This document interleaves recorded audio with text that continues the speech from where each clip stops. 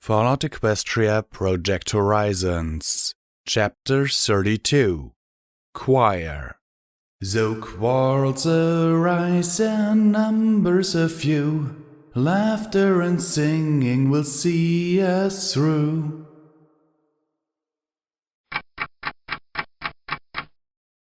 I've dealt with a few monsters before. The Hydra in Flank, the mutated dragonlings in Stockyard, the red scorpions, manticores, all of them dangerous. But no matter how big or how small they were, they all made sense. Limbs, legs, head, fangs, hoofs, stingers. The arrangement might be odd, but in their own way, they made sense. This didn't make sense. The walls, floor, ceiling, everything was moving. It was impossible to tell where metal ended and flesh began. Eyes were bulging, mouths were opened in one long scream. There were organs between the equipment, meaty appendages, intestines. I clutched my stomach as I backed away. It felt like my insides were moving, like my tainted guts were trying to crawl right out my throat. I fought for one moment and then puked on the inside of the helmet. It wasn't bad compared to what followed at the other end. And worst of all, I wanted to join that scream. It scratched my throat. "Stop it!" I shouted as I tried to back away, but my limbs were stuck to the floor. No, the floor was crawling up my legs.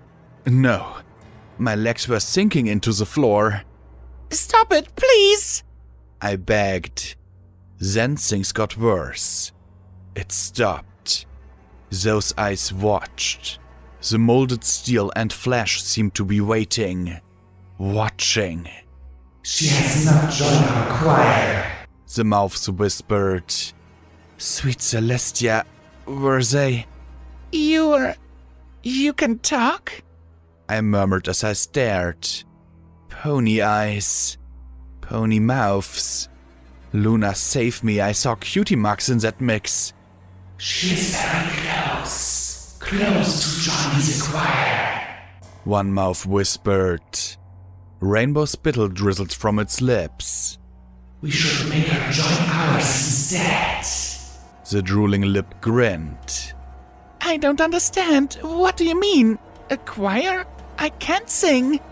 I looked over at Rampage, but her eyes were wide and staring. She looked like a foal trapped in a nightmare. There was a long, low snicker. "Oh, every pony can. Listen." The mouths began screaming. One scream of many notes going on, and I'd been wrong. We were both trapped in a nightmare. I wanted P21 here to blow this all up. I wanted Lacuna here with her stupid goddess to sneer in disdain. I wanted glory. Sweet Celestia, I needed glory to tell me it was going to be alright. "Stop!" And again they did. A wide, slick mouth poking between two monitors murmured, "She does not like our song." It sounded almost apologetic. "Why?" snickered the mare's mouth. "She's so close to us already. She's singing parts herself. We've heard her." I felt something move around my hooves, but I couldn't look. "You mean you were singers before this?" I gasped, refusing to look down. If I saw, I would start screaming. I don't think I would ever stop. "No, we joined the choir after." The mare stuck in the wall beside me murmured softly. "Force her to join. Make her sing." Several of the voices began to babble. Wait, what happened here?" I asked, looking around. Oh goddesses, my insides were moving. I felt a little wire in my mind and it was being drawn tighter and tighter. Then it stopped. The eyes stared at me. Pony eyes, watching and blinking and staring. There were veins running along the deformed metal and around the equipment, pulsed as the lips moved slowly on their own. I started at the ropey grey intestines and felt my own squirming within. There was a box, Whispered lips near the pedestal. The box came with a mystery within. Rampage murmured behind me. Blackjack, we need to get out of here. Please, let's get out of here. A mystery containing a wonder. The lips whispered. I felt something on my legs, but I was incapable of moving. I could only stare into the eyes. Goddesses, was there something in my eye socket again? Glory burned it out. Burned it. One of the screens, its surface bulging out like a blister, flashed to life. The image was a mess of bilious greens and yellows as it showed bucks and mares around a small black box. One mare with some sort of pastry or cake on her rump opens the black case. I was Applejack's cousin. I could open it, Came a whisper from a green mouth above. The silver bullet came out and was placed on the warped pedestal. What are you doing? I asked as I felt my stomach heave again, then swallowed. Freeze. Cold. So cold. A blue pair of lips muttered before licking back a trickle of rainbow snot. On the screen, a mechanical arm swung over the pedestal and a diamond wafer touched the metal. We tried to cut oh so carefully, but we could not. We knew not. A twisted grin cackled. But I remembered the secret. I remembered the metal, the note. One of the bucks on the screen waved his hoofs enthusiastically to the rest gathered around the frozen bullet. The note of our song. Now I watched in fascination as the blade cut the silvery metal with ease. Unicorn magic pulled it apart. Blackjack, we have to go. This is fucked up. We need to go now. But I couldn't move. I had two choices. Watch and learn, or start screaming. I felt something in the back of my throat. I prayed that I was only imagining it. Moving. A minute. I croaked as the silver bullet was cracked open. I have to see this. Because everything else would make me scream. That's a weird bullet. Rampage muttered on my blind side. That was no bullet. I might know dick about this, all of this, but I knew bullets. It might have been bullet-shaped, but the entire thing was one solid worked piece of metal divided into two sections. The larger of the two, a distorted half-sphere near the base of the shell, and, with its broad, flat side on the dividing wall, was packed full of greyish paste like P-21's explosives. A small hole pierced through the shell to the small compartment, most of which was taken up by a strange, glowing hexagonal piece of crystalline stone that the robot's arm's saw hadn't been able to cut through. Packed around the stone was some kind of thick goop that reminded me of the rainbow sludge now drizzling out of the lips of the room. I'd exposed myself to that sludge each time I'd fired volley. I remembered the warped and twisted bones in Ironshot Firearms R&D, melted like this room. Scalpel had detected the taint in me days after I'd fired volley at Mirrormare. After firing it in the factory, I'd been told by triage that my taint exposure had jumped once again. I'd been killing myself with every shot of the superweapon. No, not killing myself. Turning myself into this. The room muttered, giggled, and laughed softly. What is that? That crystal? That sludge? That metal? I gasped. I lurched but managed not to fall over. I knew I'd seen that odd glowing gem before somewhere. The room, however, gave a hateful shriek that made me spasm. The walls began to pulsate. Blackjack, tell me we can get the fuck out of here. Blackjack? Rampage said. I tried to wave my hoof to buy some time, but I couldn't lift it. Shit. Oh shit. Shit. She muttered. The rock of the lesser song, the metal of the greater glory, the potion, the ichor of the meddler, a neutral buffer to separate the two. The mouths muttered in unison. Sing with us. Sing your screams with us. The other cannot join. She is of a false unity. But you can be together with us. Unity? I gasped as I struggled to step back. I couldn't step anywhere. My heart was beating so hard that I was amazed I hadn't fallen flat on my face. You was a goddess? The mouths were silent. One chuckled, then another, then the rest in wild, mad glee.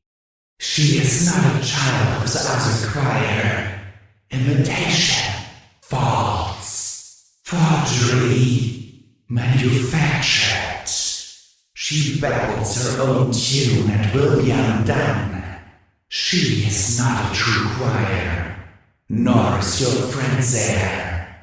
Isolated, separated. She cannot join us. Thank goodness. Now, Blackjack, out, now. But I couldn't get out. I couldn't leave. If I did, part of me would tear its way out of my body and stay. A part that wanted to stay. And you're a true choir? I gasped for air again and swallowed, desperate to puke again if I could. I wanted to get whatever was inside me out. The walls were beating like a heart, but with an alien beat. Singular contractions rather than a double pulse. I imagined my own heart was beating in time with the meat. Please, let it only be in my head. We are but trapped in flesh, kept apart. We will join it in time. We were the latest to join the greater choir in such a long time. The greater song. They murmured in unison. Let us sing for you. And one began to scream. Then another. And another. Their screams blended together, one built on the next in a singular note. A note that grew and grew. And I was singing with it. Not through my lips. No, it was coming from inside my chest. I was going to sing with it too, till there was nothing left but that song. Blackjack, Glory's waiting! Rampage yelled in my face. Then I stared at my friend, her red and white stripes seeming to melt together. Her tissue looked mottled and knotted, even scaly, and there was a wing forcing itself out of her shoulder through a gap in her armor. As I watched, a small horn was twisting slowly out of the side of her head. Are you just going to leave her up there wondering what happened to us? That shout and that look snapped me out for a precious moment. I looked down at my hoofs, but the metal meat amalgamation had sealed itself around each of them like concrete. I only hoped that the safety suit had prevented me from fusing completely with the floor. Cut me out! It's time to get out of here! I tugged and struggled and Rampage tore at the floor with her hoof claws. But each slash spattered us with rainbow ichor and the rents healed, and the scream bored deeper into my mind with every passing second. Rampage turned to the screens. The distorted pictures now showed the bullet letting off plumes of rainbow gas and the ponies around it melting and falling into still living heaps. One showed the wall chewing pickets. Oh Celestia, were those teeth I felt working on the ends of my limbs? Chewing through the suit? I blasted with a shotgun, wishing I'd loaded incendiary rounds. Damn it, will you bastards play something else? That song is old! Rampage yelled as she struggled to get my right leg free. And then I felt it. A squirm inside me at the words as the scream went on inside me and around me. Oh goddesses, inside me, inside me. It was screaming inside me. I felt like I was going to give birth to something. It was going to claw its way out of me, turn me inside out. I wanted to take her ripper and tear myself open. Get it out now. Calm down, Blackjack, rasped the dealer in my ear. Go into SATS. What? But I couldn't argue. I simply wanted to scream forever. I did. It was all I could think of. But SATS didn't help. I couldn't target myself, and this was a one-time shooting rampage wouldn't help. Even Folly was back with my barding and saddlebags. The room didn't offer any obvious target or weak point. It just let me see the pony flesh wiggling its way from the gaps and vents in the room. But then I realized something else the spell gave me. Time. Time to think. Time to calm down. If I lost it completely, then I wouldn't be able to do anything. That's it. Panic never helped any pony, the dealer said softly as he trotted out in front of me to stand beside Rampage. Now, I know you can't speak, but you can think. So think about this thing. What is it? What does it want? What is its weak spot? Everything has at least one. I looked at the gaunt, pale buck in the battered hat. What did the room want? To eat me? Or fuse with me? No. That was what it was doing to me. A terrified pink pony inside me pointed out those white mouths. It wanted to sing. It wanted me to scream right along with it. And I wanted to. Some horrible, treasonous part of my mind wanted to sing right along. But I had other songs too. My pip-buck had a number of music files I'd collected from the wasteland. If this thing wanted music, then I'd give it something else to listen to. Something better than just screams. I selected the song, the most powerful one I knew, and cranked the volume all the way up. I slipped out of SATS and hit play. For a moment, I thought that the music wouldn't be able to overcome that single horrid screaming note, but then it rose. I felt my insides spasm in response, but the song of dozens of ponies in a little chapel filled that pit. And I could almost see Priest as I listened to his majestic music. Sweet Celestia, full of grace, help us find our rightful place. Help us grow up big and strong, laughing and singing all day long. Show us how we should be kind. Teach us beauty and peace of mind. Sweet Celestia, full of grace, show us your gentle, shining face. The horrible scream faltered, with some voices babbling curses or hissing in pain. My pip-buck continued to play the swelling music made by Priest, Medley, and all the other ponies in that little knot of hope. Dearest Luna, soft and strong, keep us safe all night long. Under your soft and watchful eye, let your stars fill up the sky. Know our hearts are always thine. Protect us with strength sublime. Dearest Luna, soft and strong, let us honor you in song. As I watched, the flesh seemed to be driven away. The eyes clenched in pain as the pulse fluctuated wildly. Rainbow ichor burst from some of the veins as the room reacted horribly to the swelling hymn to two princesses now long parted from this world. I might not have been able to believe in goddesses anymore, but I could believe in beauty, kindness, and harmony. Sweet Celestia, we sing to thee, that our worries be set free. Dearest Luna, we praise your skies, delight us with night's surprise. Now you're in our fondest prayer, mighty princesses sweet and fair. Sweet Celestia, full of grace, dearest Luna, our song embrace. My legs pulled free of the pit they were stuck in, and I took a few staggering steps. For a moment I thought of running for it, leaving this place forever, even seeing if P21 could seal away or collapse it. And I would have too, except for one thing. Just one. The room was crying. The dozens of mouths now sang the melody that I'd been playing. Dozens of pained, ashamed ponies turning into something horrid. But still ponies. And I had to give them something, anything that would help. Not peace from violence, but peace from this horror.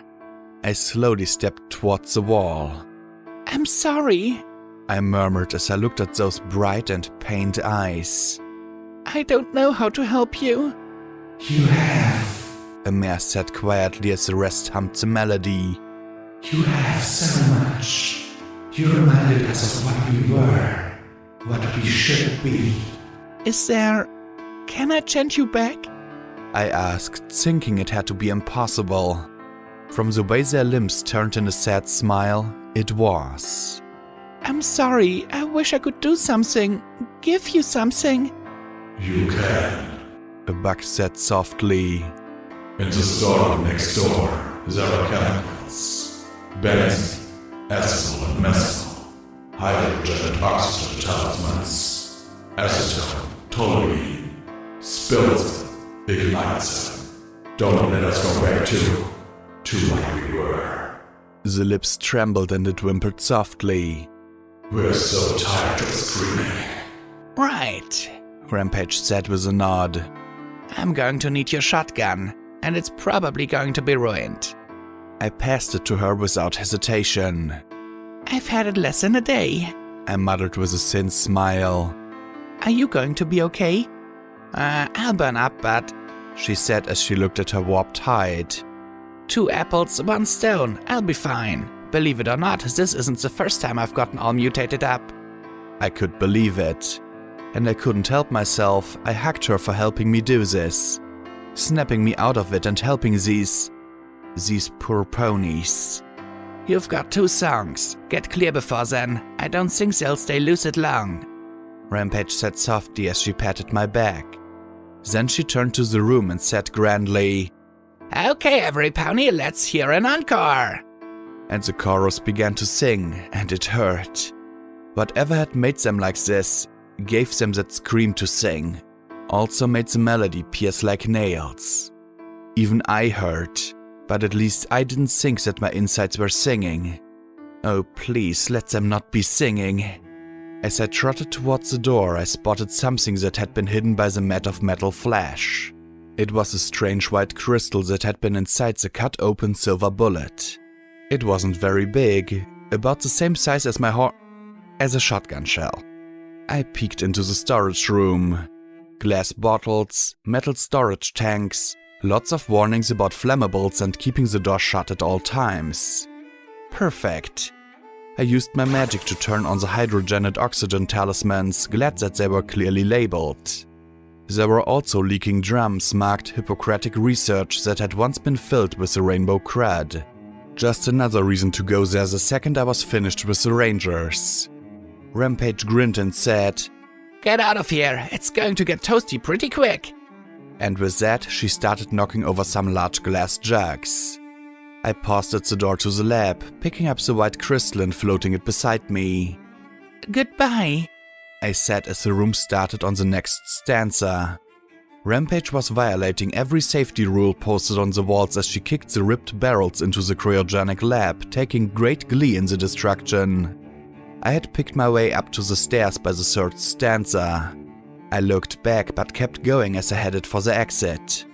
As I reached it, there was a muffled bang behind me, followed by the sound of a great breath being sucked in and then let out all at once. The pressure wave knocked me over and a tongue of flame raced up the stairs behind me, spreading out overhead. Fortunately, the fire didn't go much farther than that. I lay there for a moment, then slowly sat up, my pip-bug still playing the tune. I turned it off and stared at the flames pouring up the stairs.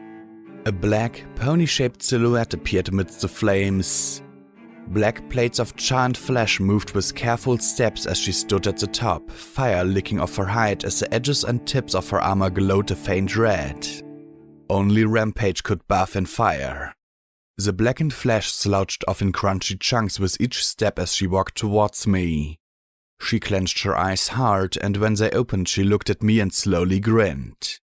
She shook herself, scattering charred, greasy flakes like so many playing cards, then cuffed a little ball of rolling smoke and spat black phlegm to one side. The raw pink flesh peeled to white with her familiar red stripes showing through. Hate fire, she said, looking at her blackened steel hoof blades. Takes forever to clean my armor. I just smiled in amazement. Are they? I asked as I looked behind her. If they're not, then I don't think there's anything we can do for them. I started to remove the hazardous materials suit and she raised a hoof. I'd wash before you take it off. You're sort of dripping there, Blackjack. I felt and smelled like I was trapped in a well-used toilet. But I was bad enough off taint-wise at the moment. I could wait a little longer. So, I said as we walked out into the subway tunnels. Just curious, where the hey did you get that armor? This? She asked with a little smile. This is Hammersmith's finest work. He makes all the quality weapons for the Reapers. Since you left my armor down in the tunnels, I had to go and get it. And you didn't get messed up? I asked as we started up at the rusty escalator. If I did, I don't remember it, she replied calmly. Down the elevator, then way up the stairs to the factory, right where you dropped it next to Lacuna's Gatling gun, she said with a smile. One weird thing though. I'm not sure I can take any more weird, period. I have exceeded my weirdness quota for the rest of my life. Not that that was very long anyway. She arched a brow and sighed. Okay, lay it on me. Talking balls, flesh-melting magic fields, I can take it. I braced myself for another soul-crushing revelation or infuriatingly vague puzzle. It was being cleaned up. I stopped and looked at her. Like some pony had come along and was putting everything back, fixing all the stuff you blasted. Then she looked a little more coolly at me. And by the way, Blackjack, I've got to say I am a little put out that you had some sort of super mega destruction spell you were going to fire and I wasn't in the way. I gave her a little smile, the most I could manage. I was a little occupied, but I promise, the next time I fire a super taint-ridden weapon of mass destruction, I will make sure that you are in the line of fire. I sighed as I thought about it, but honestly my brain just couldn't put it together. After dealing with that choir thing, what I'd felt beating inside my chest, hearing, I wanted to butt my head against the wall till I'd expunged the thoughts from my mind. Maybe I could get triage to... No, I couldn't do that. I'd just have to try and deal with them along with all the other horrors of the hoof. For the first time in a long time, I was glad to see that it was raining. P21 and Glory were arguing about leaving me down there. Lacuna looked politely disengaged from their squabble. Scotch was fiddling with Glory's busted beam rifle. At the sight of Rampage and I, Glory started towards me, but I warded her off with an upraised hoof. 1 sec, I'm coated in magical death juice. She looked like she wanted to hug me anyway. Oh, was it bad? She asked as she chewed on her lip. I glanced at Rampage and passed a knowing look to her. Glory didn't need to know the details. Well, we were underground, so, yeah, pretty unpleasant. I took off the helmet after the downpour had washed most of the rainbow stuff away and then unsealed the suit. Her eyes widened even more as I let the rain start to wash off the filth. Not for the first time, I missed the wonders of civilization. Like soap. I found out something interesting, though. I levitated my saddlebags and took out the black case. This seems to be the source of most of my taint. I popped it open and lifted the bullet free. See this half? All full of pure taint. But why? Is it some sort of chemical shell? Glory asked. My pip-bug started ticking. It's an annihilation shell, Glory. Putting poison inside would be like putting a BB gun on a tank. P21 said archly. I spoke quickly to head off the argument. It also has this inside. And I held up the little white crystal. You know gems. I floated the glowing crystal to her. Well, she turned it over. It's hexagonal. It might be quartz. It looks like it's a talisman, but there's no glyph for the spell inside. She held it up to P21, but the blue bug just frowned and shrugged. She tossed it back to me and I caught it with my magic. I sighed and lifted the silver bullet next to the glowing stone. Well, whenever this thing blows, it soaks every inch of me in taint. Heck, you know how it surrounds me with that magic field? It probably holds in all the taint residue. Which means I exposed all of you when I fired it underground. Scotch Tape waved her hoof. Okay, what the heck actually happened down there? Because every time you say underground, my mane stands on end. And she was scared. I could see it. She might not remember going down there, but some part of her knew it was bad. P21 frowned and looked away. I just sighed and smiled. Long story short, bad stuff happened. Really, not fun. You didn't miss much. I said, but she hardly looked satisfied. Okay, something to deal with later.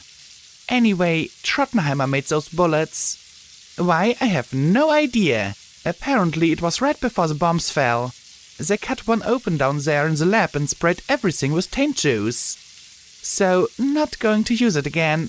Bad bullets. And I smiled as I tapped the stone to the side of the bullet. Then it exploded.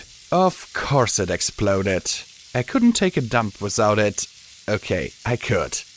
But still, this was ridiculous.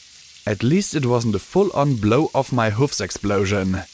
Really, it was just a flash and pop that sent the silver bullet one way and the stone the other. Me, I was flat on my back in the middle listening to my pip-bug screech. Wait. I stared at the red readouts as I watched the needle visibly rise. Lacuna groaned, her eyes closed with an expression of bliss and a blush on her cheeks. I was getting almost 20 reds a second. The amount was dropping fast, but... holy shit! Redaway, gimme! I shouted as I dug through my saddlebags. Every pony drink some if we have enough! One dose of Redaway later, I was stabilized, though Glory insisted I have one extra. It was hard to argue, that stuff was delicious. I picked up the stone and saw a tiny scuff where I tapped it. I retrieved the bullet and saw that the polished silvery metal had a tiny indentation. All from that small tap. How the hell does this bullet have the stone inside if they explode on contact? I asked as I put the bullet back in its case. I didn't want to set the damn thing off just by touching one to the other. Perhaps the taint solution within acts as a neutral buffer? If they cannot come in contact with each other, they cannot react. Offered Lacunae. It was the best suggestion I could think of. Still though, I'd traded the mystery of the silver bullet for the mysteries of the metal, the stone, the taint, and the reason why the hell any pony would ever make a weapon like that. The one that killed its wielder? I could see Folly on a tank or as some super power armor gun, but it was a pistol.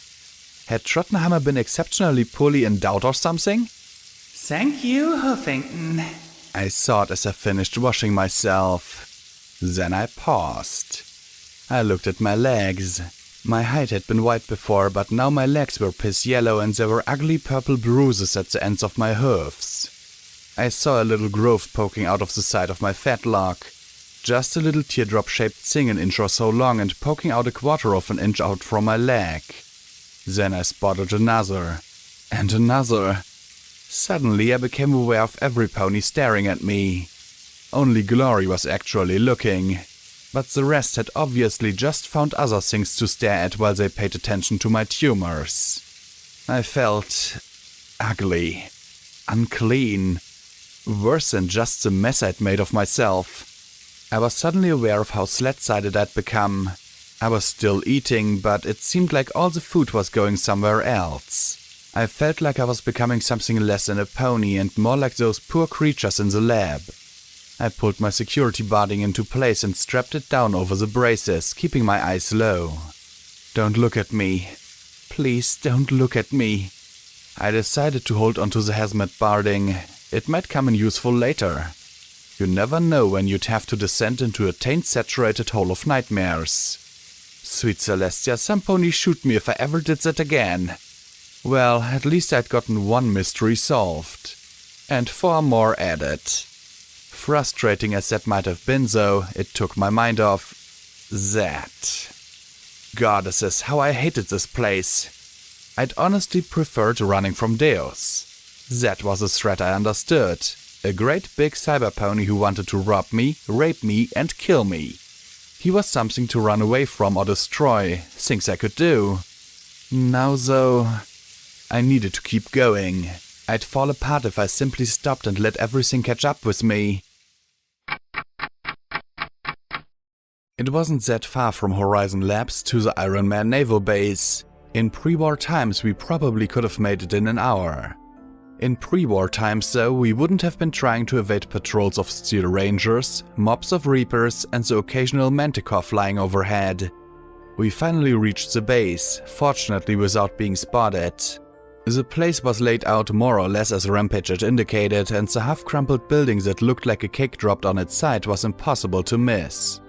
Now we just had to get as close as possible to Elder Carrots before being discovered so that Steel Rain couldn't make us disappear. Then, hopefully, we'd be able to convince her to stop the war, and after that we'd be able to find something that would tell me where EC-1101 was supposed to go next. But really, what was the point? I was dying, and even if I found out where to go next, even if I stopped this war, I'd still be dying. I felt it. Everything inside me just felt wrong. This didn't feel like my body anymore. This body felt old and tired and used up, an aching old bag of hurt. And no matter how fast I went, it would still be with me. This was one thing I couldn't leave behind. I was going to die, but if I was, then I wanted my life to mean something. Something to make up for all the ponies I'd hurt and killed. It wouldn't be enough. It would never be enough. Something to atone for the pain I'd caused all my friends. Something so that when I died, I might have a chance at the ever after. Or something better than what I thought I deserved. Finding EC-1101 and Horizons might not matter at all.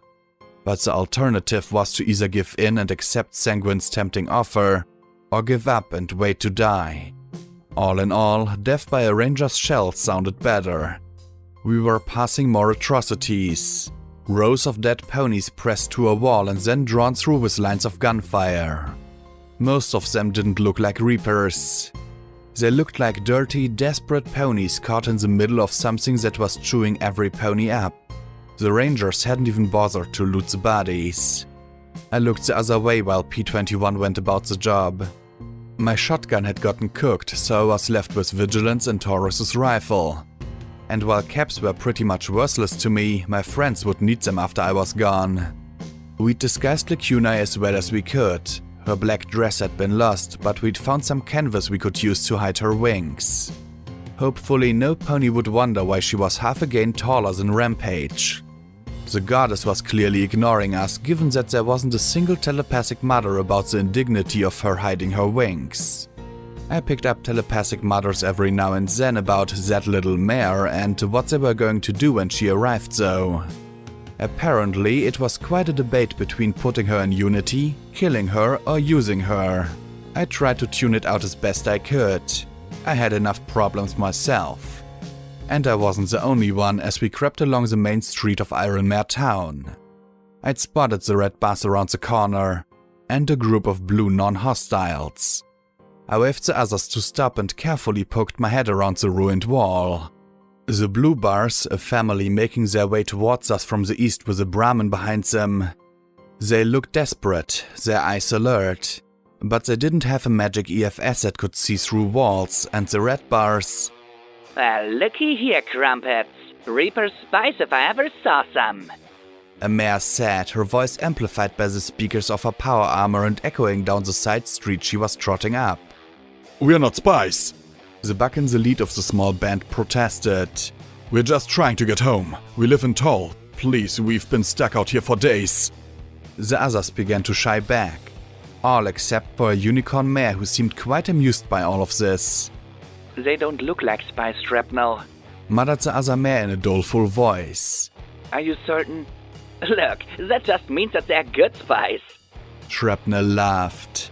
I know you're used to dealing with things differently in Trottingham, Crumpets, but this is a hoof. Shoot first, shoot last, let the goddesses sort them out. Well, fuck me if I was going to let that happen. Hey! I yelled as I tottered around the corner. Yoo-hoo! Much better target here!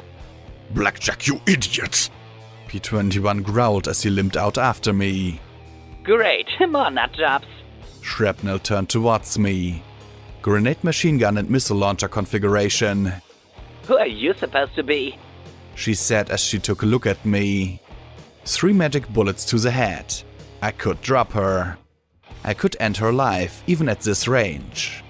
So why was I hesitating? After all the shit I'd gone through today, why didn't I just end her there and then? She was scum threatening a family. You don't kill ponies to save ponies. Security saves ponies. And I was still security. I suppose that also meant that I was a damned idiot too. I'm security! I said, thinking it should be obvious.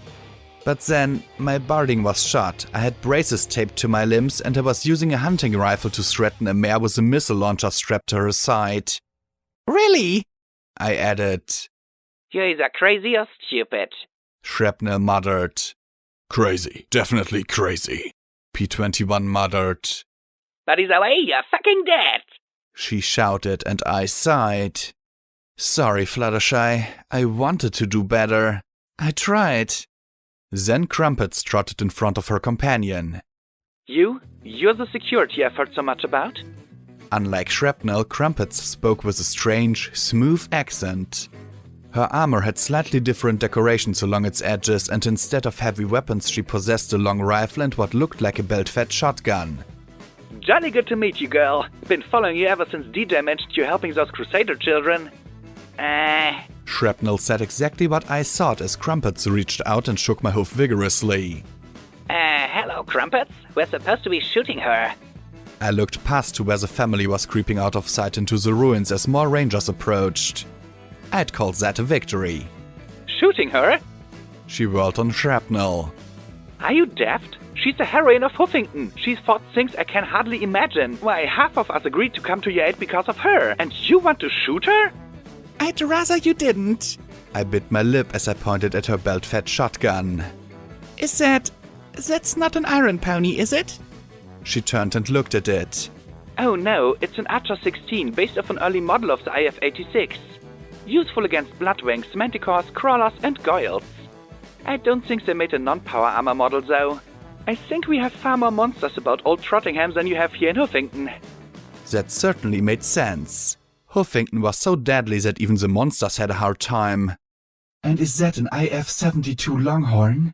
Lacuna asked softly as she pointed at the rifle, prompting all of us to look at her. She shrank back. I was simply curious.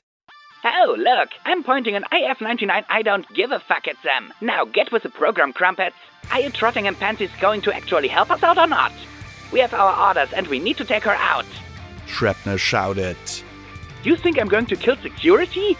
Crumpets replied. She turned and her weapons clicked. You cowardly, dishonorable, contemptible, callow slattern! I would sooner shoot a despicable fiend such as yourself than ever dare train my bullets on a hero who has bled so much for so many others! I suddenly imagined exactly what Shrapnel was seeing. A whole lot of rats surrounding her. We have orders! Easily remedied, Bellowed a familiar voice as he loomed up behind her. Paladin Sugar Applebomb's Stronghoof picked Shrapnel up, armor and all, and pointed her to the south. I am immediately assigning you to accompany us to the battlefield to help defend our order. I am pleased that you will fulfill this commission to the best of your ability. The other rangers behind him all had the Trottingham style of armor. Paladin bombs! I said with a grin. In return, his blue visor gave me a dangerous gleam that made me shiver. I mean, Paladin Stronghoof! You made it through that fight! He threw shrapnel casually behind him as he dropped back to all fours. Indubitably, the Stronghoof endurance has been passed down the family line for generations, and I'm quite glad that I was I who found you.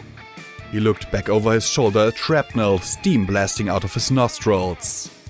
As you can see, the Star Paladin has ordered you and your friends to be killed on sight. I grimaced. Damn, I was hoping you could introduce me to your elder. Why couldn't it ever be easy? He sighed and shook his head.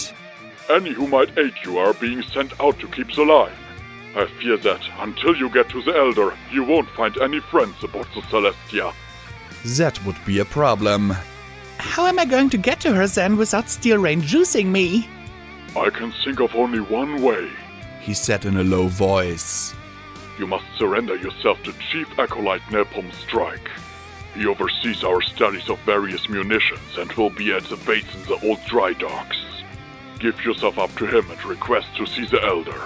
While he shares some of Steel Rain's sentiments about technology, he's an honorable buck. I didn't like this at all. Giving up? And I doubted that my friends would let me hand myself over alone. You're sure? He nodded once. And you must do so soon. Even with the Trottingham reinforcements, we are being sorely pushed on all fronts. I fear that the Elder may do something drastic to end the war. Then he looked at Lecunai. Now, there is one last thing I must do. I felt a nervous prickle. He didn't seem like the type to kill her just for being an alicorn, but he approached Lecunai, my other friends moving aside. With a hiss, his helmet detached and he exposed his beautiful visage, his bright blue eyes seeming to cause sparkles to dance as he knelt and reached out to take her hoof between his. Please, glorious lady, will you accept my humble apologies for the indignities that I performed upon you? To mar your beautiful throat with such an ugly device is a sin that weighs heavily upon my conscience. Never before have I seen such an expression of perfection, grace, dignity, or humility as yourself. Lecunai just blinked as she looked down into the shimmering blue eyes. Oh my, what do I do? What do I do? The goddess, this has never happened before. She asked me desperately as she blushed furiously. She was asking me for relationship advice? Glory, however, smiled as she covered her lips with her hoof and gave a cough that sounded suspiciously like, "Say yes." Lecunai glanced at her, then back at the kneeling Stronghoof. Yes? His eyes shimmered and Lecunai looked quite delightfully stunned as he rose and thrust his power hoof into the air with a whistle from the pneumatic pistons. Yes! He roared, and I could almost have sworn that the sun peeked out from behind him. How else could he be glowing like that? Then he took her in his hoofs and said, Thank you for your generous forgiveness, sweet lady. My treatment of you was unforgivable. Lecunai blushed from head to hoof. I wondered what the goddess thought of it. I noticed he's not apologizing to me, P21 muttered.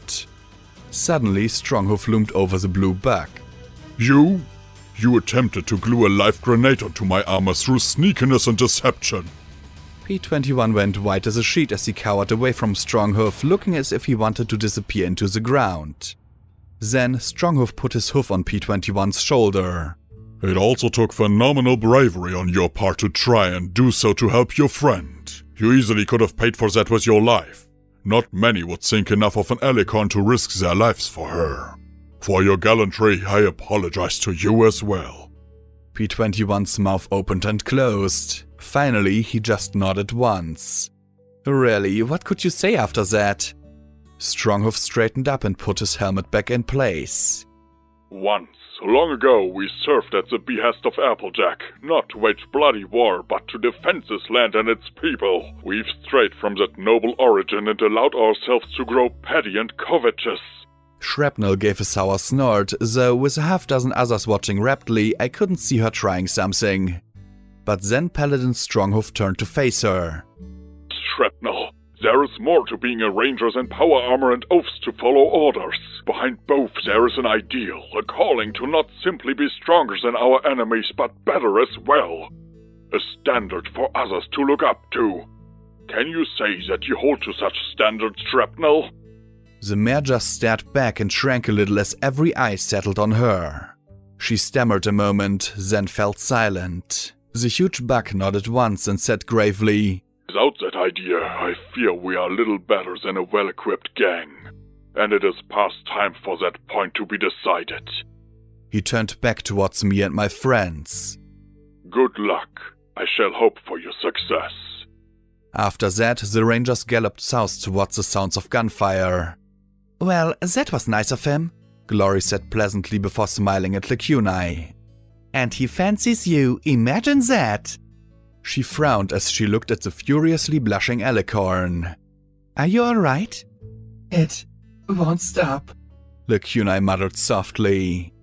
I smiled and shook my head. Steel Rangers hitting on Alicorns. Monstrous screaming rooms singing hymns. What next?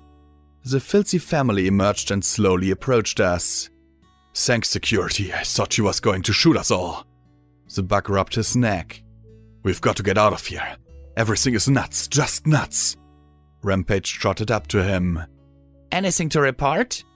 The Rangers hauled a bunch of bullets and stuff out of the water while we were collecting Radigator eggs. Really huge bullets. They're also moving lots of material on board from the shore. They've had power armor going in and out of the water for a while now. The bug reported. 20 more arrived from Trottingham this morning and another 30 from all over. As you can see, they're saving their own. Bastards. He looked in the direction the paladin had gone. And they're sending their best to die. Rampage nodded. Well, hopefully all this will be over soon. Bloody Butcher's bill is gonna be terrible. Doubt there will even be any fillies or burners after this fight is over. Heck, might not be any reapers. We lost Deus and Gorgon. Splitter bought it this morning. Frenzy too. No ponies seen Black Dog or Talon. That leaves Big Daddy, Brutus, me, and Psycho shy of the top 10. Something else too, the bug said. Ghouls have been more active than usual. Rocket Town's under attack. By who? Rampage snorted. No pony can get within 5 miles of that place. Radiation is so bad it gives me a sunburn. Hellhounds, I've heard. Whole damn pack attacking the missile base. Not the space center, though. Not yet. Red Eye is making a mess of the VC all over the east. Zebras sniping at society ponies in the south. It's crazy. Just crazy. He shuddered. We'll get a report in, then get back to Toll. Hell, maybe move to Megamart or Riverside. Everywhere else is just insane right now. Or you could just leave the hoof, P21 pointed out dryly. No pony leaves the hoof, the dirty, haggard bug said fatalistically before continuing east. Glory stared at them as they left before gaping at Rampage. You mean they really were spies? I just smiled, shaking my head a little. Rampage rolled her eyes. Right now, any pony who isn't in power armor is a spy against the Rangers. You've only known Stronghoof. The fact is, most Rangers don't give a shit about helping others. They think that they have a goddess-given right to take whatever tax they like. Every now and then you might find a good Ranger, your Stronghoofs or Steelhoofs, maybe it's a hoof thing, but inevitably they get eaten up while the rest hide in their bunkers and survive. Big Daddy told me once, they'd found a water talisman in a gutted stable. The professor extracted it and got it working. It was amazing. Clean water, enough for a settlement. But, of course, they couldn't decide what exactly to do with it. Keeper wanted to sell it. Awesome wanted to install it in his own little kingdom. Dawn wanted to give the water away. The professor wanted to study it, but Carrots insisted that it must be returned to her. Not to do anything with it, simply because it was old tech. Anything made by Stable Tech was the Rangers by right. And when the others pressed the issue, she took it and stomped it to dust rather than let another use the MWT's tech.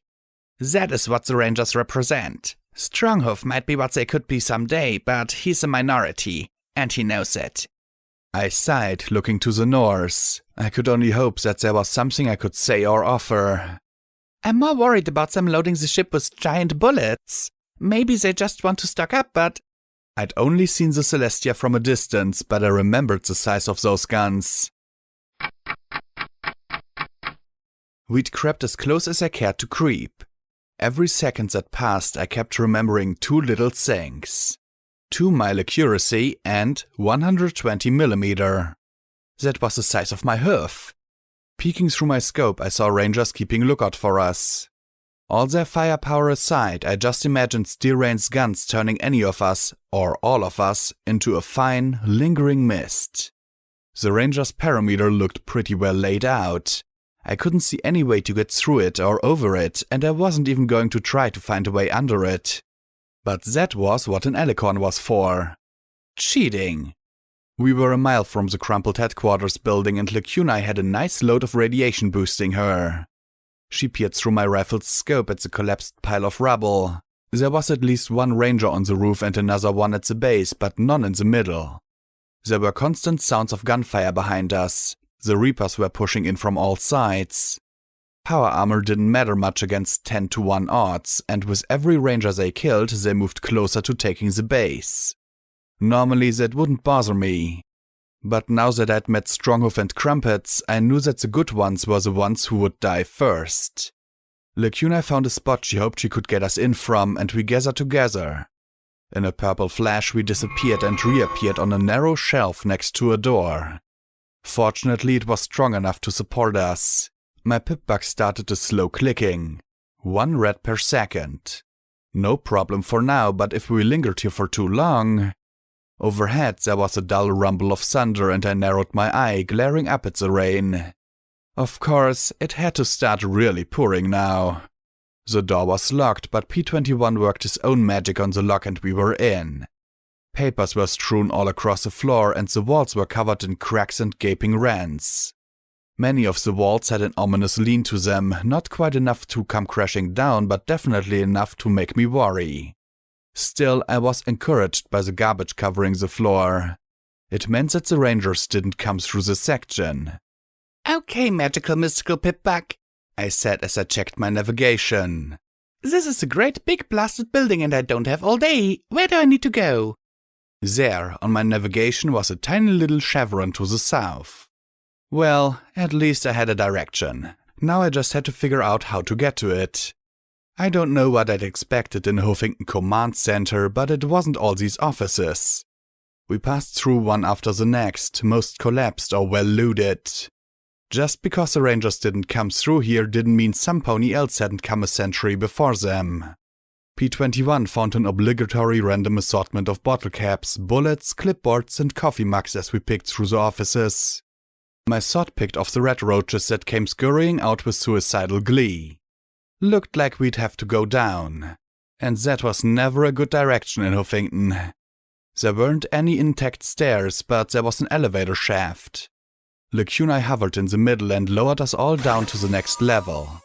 More offices, these a bit more intact. More red roaches too. I let Rampage take care of these. The relish she tore into them with was still a bit disconcerting, but at least she was enjoying herself. Blackjack, did I kill some pony? Scotch's question stopped all of us cold. I saw her off to the side, staring at a heap of bones. Why would you ask that? Glory said in a voice loaded with forced sweetness. I keep feeling like something really bad happened, and I don't know what. She looked up at us with her brilliant green eyes as she chewed on her lip. I wonder if I did something bad or something. She was bringing this up now? I sighed. Of course she was, because I made a mistake, and because it bothered her, and because I was the only one who would tell her. P21 just stared away. Lacuna simply looked sad, Rampage angry, and Glory scared. I sighed and took a seat. Come here, Scotch. I wondered if this was how Mom felt. The part of your life you can't remember. We were in the tunnels. We came across a monster.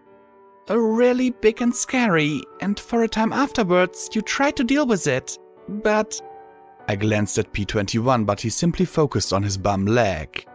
You did kill some pony, trying to save my life, but it bothered you a bunch. You said you wished you didn't remember any of it, so I asked Triage to modify your memories, take them away. You... Scotch backed away from me. You've messed with my mind? I did, I said softly. It was my call, mine alone. The others were against it. I lied, glancing at Glory's shamed face.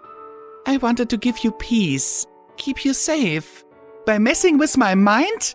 She yelled, glaring at me. Were you planning on taking away that battle just now too? Or how about destroying my home? How about killing every pony I ever knew? She shouted in rage. How about Mom dying? Why didn't you take that memory away, Blackjack? Well, this was going swimmingly. I only wanted to help you.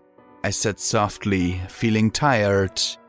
Help me! You've been fucking with my mind! I hate you! You come back to 99 and destroyed my entire life! I hate you! She screamed at me and then turned, galloping away and sobbing. Scotch! Glory shouted. I glanced at P21, but he just sat there like an angry blue lump.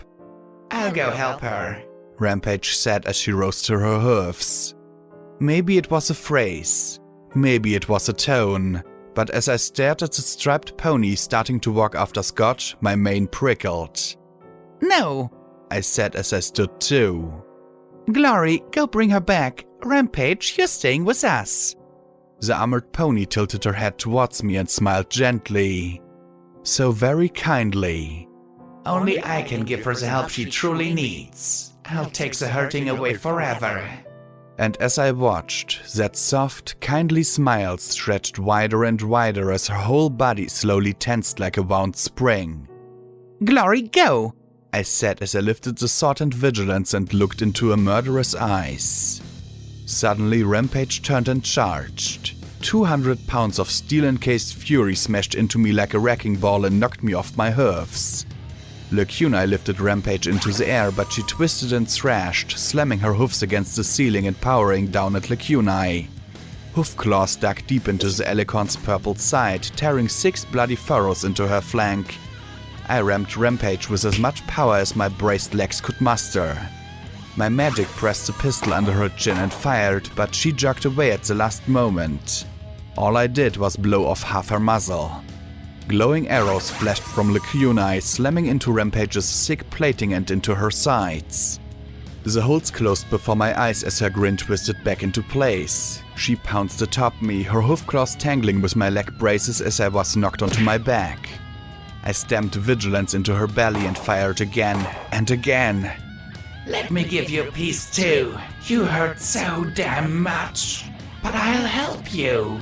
I'll help you like you helped Scotch, she said as she twisted her hoof claws back and forth, working the tips into my flesh. My focus broke and I dropped my weapons as I felt her rear hoof claws start to dig into my rear legs and belly. Then my sword went through her eye and I looked up to see the handle gripped by P21. He shoved it deep and twisted hard, the tip digging into her brain and making her spasm and jerk. Slowly, she turned to stare up at him. You're hurting too, she slurred, then slowly pushed herself towards him, more and more of the blade slicing through her head. Wasn't this whole thing supposed to be some kind of stealth mission? Hadn't that been part of the plan? I'm pretty sure that getting hated by a filly and attacked by a friend didn't belong in a stealth mission. Then he twisted the blade hard and she screamed, blood spurting over his face. Every time she resumed moving, he twisted it back and ripped a new hole. Again and again, he wrenched the blade inside her skull. Finally, she went limp atop me. There was a pause, silent but for P21's panting. Then, can you please get this fucking thing out of my eye? Rampage slurred sickly. He looked at me and I nodded. If she wasn't talking about hurting and peace, it was probably okay. He pulled it free and she shuddered as the hole he'd augured healed. She kept shaking slightly as she pulled herself off me, sniffing. I'm not crying, okay? I just had a sword in my eye. It hurts. She looked at Lacuna and me and grit her teeth. Fuck, not again. Is Scotch okay? Scotch tape is okay. Pissed with me, but she didn't see that. Lacuna was using her cheating Alicorn powers to slowly regenerate while she pointed her horn to the cuts in my limbs to heal them. P21 stared at me for several seconds like there was something he was fighting with. Then he turned his head and spat the weapon away. His eyes were hard and pitiless as he stared at Rampage. Almost frantically he started to wipe the blood away, his eyes digging in as he glared at the mare and ground his teeth. I should go. I shouldn't have come back. I was just so happy to be with you again. She shook her head. I felt like I was some pony more than a killer. Well, that's what you are. P21 snapped crossly as he rose to his hoofs. If you were in 99, you would have been best friends with Daisy. I bet you would have hit the breeding queue every second you could. P21? I yelled, making him round on me. Not him too. What was with every pony? All my friends were going crazy. His eyes narrowed as he hissed. And you? Why don't you just accept facts? It's over, Blackjack. You're dying. She's crazy. Scotch is helpless. Glory is helpless. The sanest damn one of us is a damned alicorn. Rampage wants to go. She should go. We should all go. Do you really think we're going to hang on together once you die? Carry on your great quest? It's time to face the fact that we're done. You're going to die and... He clenched his teeth and squeezed his eyes closed tightly. I stretched out a hoof towards him as tears crept out from between his eyelids. It's okay, P21. No, it's not okay, Blackjack, he said as he shook his head. We just keep fighting and we just keep losing. Rampage can't control herself any more than when she killed Soren. You can't keep Scotch safe and happy. Glory just watches you falling apart more and more every hour. And no pony is willing to admit that this stupid little dysfunctional band of emotional retards is doomed. I'm sick of it, he said as he hissed his breath through his teeth and looked at me miserably. Why can't we just go home? It's better there. I didn't have to see everything in the goddess's damned wasteland hurting you. I carefully put my hoof on his shoulder. He recoiled a bit, then slowly turned and curled against it. My whole life, I said. I was nothing, a failure of a daughter and a joke of a security mare. I was clueless, unwilling to admit just how fucked up my home was. Then I came out here with you and suddenly I'm doing something with some meaning. Saving ponies, fighting monsters, even trying to unravel the stupid quest thing. I hugged him lightly. I know I'm going to die. We all do eventually. So before I go, I want to do something that matters. I want to give this damned city what it deserves and help as many ponies as I can.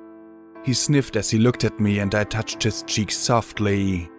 A person a lot better than I am once told me how to make up for getting Scoodle killed. He said that you do everything you can to make up for it. You devote yourself to spending every second trying to do better. And you hope that, when it's all over, the good you do will even start to come close to paying for your mistakes. And I've made mistakes, P21, and they've hurt ponies who never deserved it. Scoodle, those foals, Clover, those zebras, 99. I know that I can never fully pay the price for those mistakes. Not ever.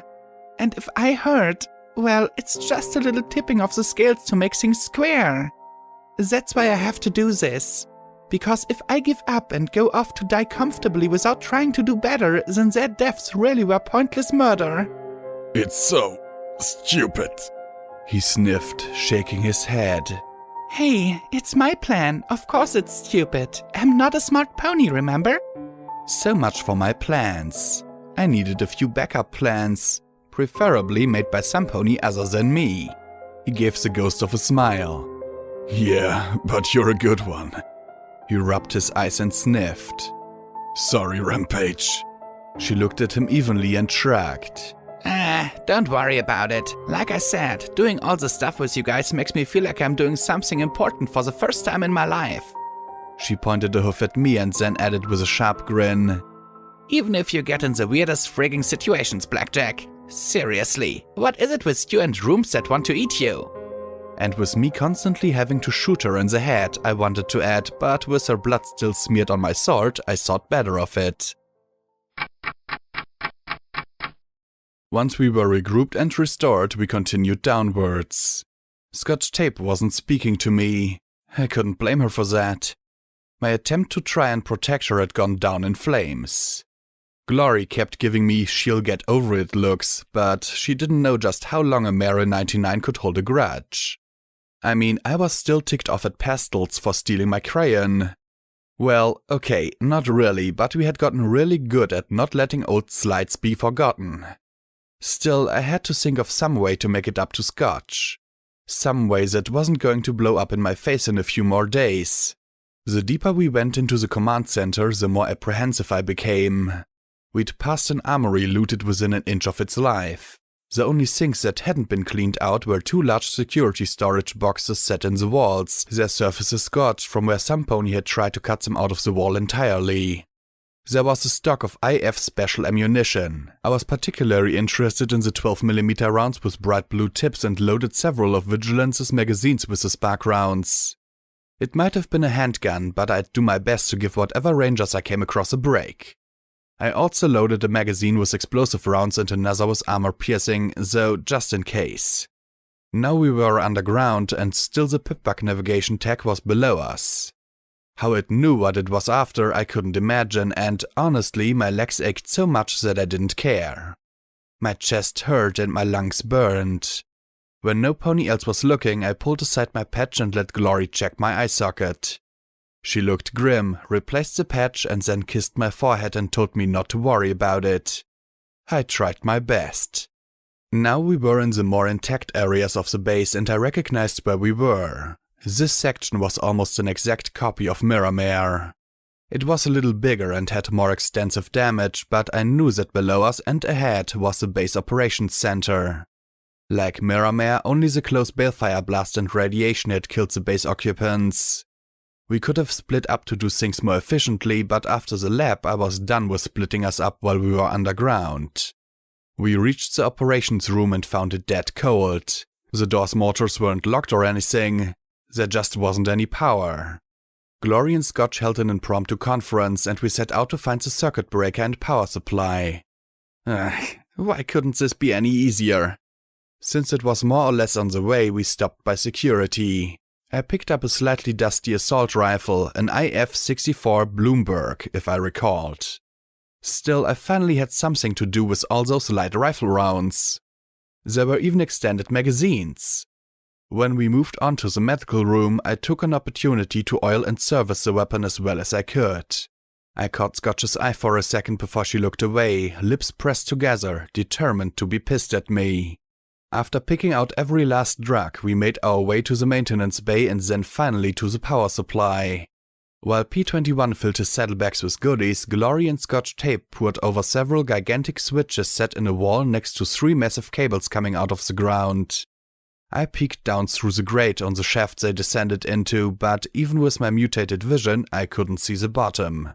Scotch finally took out a rubberized cloth, stuck it in her mouth and grabbed one switch. It clicked into place with a loud electric buzz. Then the second switch and with it another buzz. Then a third pair. The lights flickered to life overhead. Huffington rises.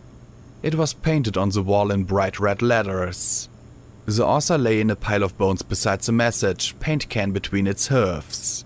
I couldn't tell if it was 2 or 200 years old. It still made my mane crawl. Come on, I'm getting all kinds of weird vibes, I said as we walked back to the operations store. Just in and then out. I want to get out of here. Me too. This place is creepy, Scotch said, then glanced at me as if questioning if this was due to the overwhelming creepiosity of the place or my brain manipulation. We trotted back to the door to the operations center, now powered but locked, and P-21 started banging away at the computer. Meanwhile, our pip-bugs were ticking from the slow, steady radiation. Scotch tape pulled out a spanner and in less than a minute had a panel next to the door out. Why couldn't Daddy have been a unicorn? She muttered before sticking her hoof in the space and fishing around. I looked at the flustered P-21 as he tried for the password even faster in a de facto race with his daughter. There was a spark of wires coincided with the beep of the computer and both declared simultaneously, "Done," before glaring at one another. I smiled, closing my eye and shaking my head as I stepped through the door. I opened it just in time to see a crackling green fireball being flung right at us. Fortunately, Lacuna had been paying attention and she teleported in front of us to block it. The blast of magical fire still washed us all in crackling radiation, but only the Alicorn bore the brunt of it. I should have known this'd be going too smoothly. Red bars were lighting up right and left and a choir of undead ponies howled in mindless hunger. Behind them reared a unicorn glowing with a harsh green glare and firing off balls of radioactive fire at us. The rest of the ghouls, now racing towards us on broken, jagged hoofs, still had combat armor on. Nothing is good under Huffington. Nothing! I shouted as I stepped beside Lacunai, Glory taking position on the other side of the purple alicorn. My rats were climbing rapidly, so I shouted for every pony to take a red axe and shoot down on the tablet myself. Time to put the assault rifle to the test. I blasted automatic bursts at the first of the undead ponies that charged. The altering, armor-piercing and explosive rounds shoot great gooey rents in them. Glory laid down a strafing barrage of green beams. It looked like she'd gotten the conversion finished. Lacunai shielded us from the rain of fire, her own magic bolstered by the radiation washing over her. Too bad the rest of my friends weren't so well fortified. There were too many coming too fast. I didn't have time to look as I heard the clattering of hoof claws in the hall behind me.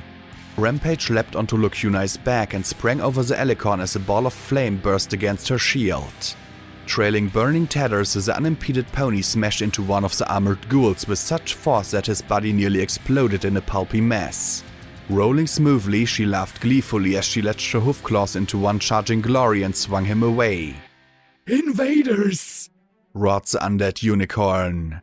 Die, you striped bastards! You won't take us without a fight! The ghoul's voice barely reached me over the sounds of battle. I could have used some help myself. The assault rifle barked spray after spray of fire and I jumped into SATS as often as possible. If I didn't destroy the head, they just regenerated the damage. 3 charged me at once and I braced myself for some more pain. Then persuasion summed and the blast knocked the 3 flying. I spotted a blue pony in the corner, barely visible as he loaded another. Even Scotch tape joined the battle, laying on her stomach as she fired at any ghouls that got too close to Lacunai. The glowing unicorn ghoul halted, lobbing exploding balls and turned to pouring out a stream of radioactive flame. I hissed as it scorched my legs and face from a near hit. You shall never make me abandon my post! The unicorn screamed as we fanned out. It was hard to say which would get me first, the fire or the radiation. Burn, Stripes! Burn in Luna's righteous fury! Radioactive fire sprayed from her horn like a sprinkler in all directions and I dove under a desk as I lined up a shot. My bullets flickered and melted away as I got close to the ghoul, unable to penetrate the layer of radioactive flame around it. Oh, for fuck's sake. I focused hard, hoping that maybe I'd mutated up enough that all this radiation was doing me some good too. SATS and 4 magic bullets go. My glowing bolts shot across the room, guided by the precision spell to impact against the ghoul's skull. The flames died a little as each luminescent round smashed home. The quartet sent it reeling, its heat diminishing. A volley of magical arrows, green beams, and a grenade blew the rest of the ghoul apart. I was relieved to find that the radiation in the room was dropping, but not to 0. I need some red away. Bad. We probably all did. Glory broke out one for each of us, save Lacunai. The alicorn said nothing, but I thought I caught a look of poor mortal creatures in her eyes. With my rats bouncing in the yellow, I approached the unicorn ghoul's corpse. The dealer stood by and sighed, placing a queen of hearts on her still glowing side. The uniform she had worn had burnt away, leaving bits of metal fused with her hide. I spotted one still glowing chunk. General Shimmerstar. A little square appeared around the name tag in my vision and dancing lines of data scrolled rapidly before terminating with EC1101 status update, General Shimmerstar, deceased, denied. Okay, that cleared that up. I spotted the terminal in the corner and clattered over towards it. Okay, so where do you want to go now? I asked as I tapped the terminal keys. Pretty much at random. I'd need P21 to... Whoa!